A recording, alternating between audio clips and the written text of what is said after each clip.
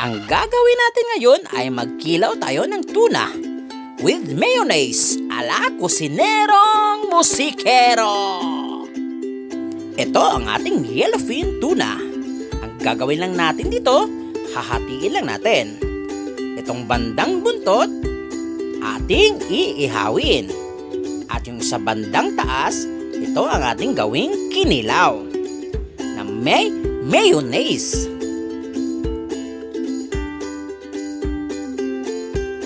Ito ang ating mga kailangan. Ang luya, hiwain lang natin ito ng pinong-pino. Isunod ang sibuyas. Hiwain lang din natin ito at isunod ang kamatis. Tanggalan natin ito ng buto bago ito hiwain. Pagkatapos ng kamatis, isunod ang cucumber or pipino. Tanggalan lang din natin ito ng buto. Pagkatapos, iset aside na natin ito.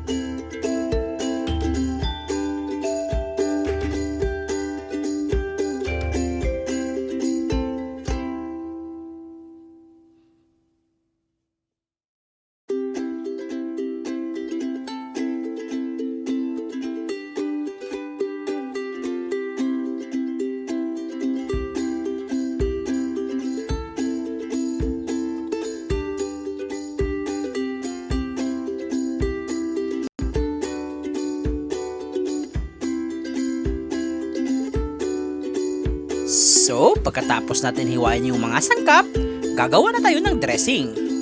Maglagay lang tayo ng mayonnaise, tapos ilagay na natin yung luya at yung sibuyas na hiniwa natin. Pagkatapos, lagyan natin ito ng sukang puti at salt and kaunting pepper. At ihalo lang natin ito.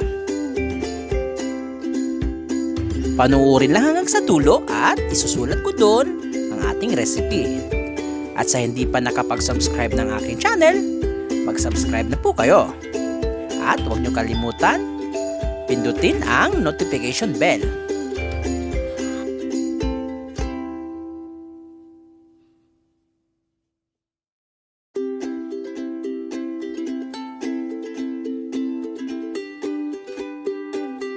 Tapos, hiwain natin itong tuna ng pa-cubes.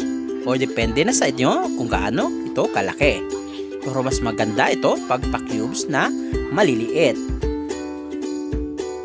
Habang hinihiwa natin ito, isa-shoutout ko lang ang aking mga kaibigang YouTuber sa Southern Leyte.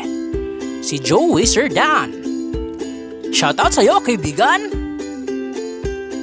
Shoutout din sa Herbs kong si Perth of Jairil. Shoutout sa iyo, kaibigan! So guys, huwag niyo pong kalimutan i-subscribe ang aming mga channel. Marami pong salamat! So, ito na ang ating hiniwa na isda. At ito na din ang ating mga gulay. So, ang gagawin lang natin, ihalo lang natin ang ating mga gulay sa ating dressing.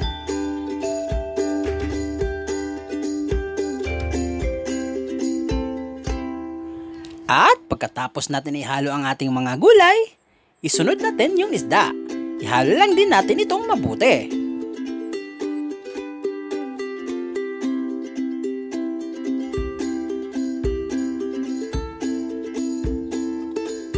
Charan! Ito na ang ating fish kinilaw with mayonnaise.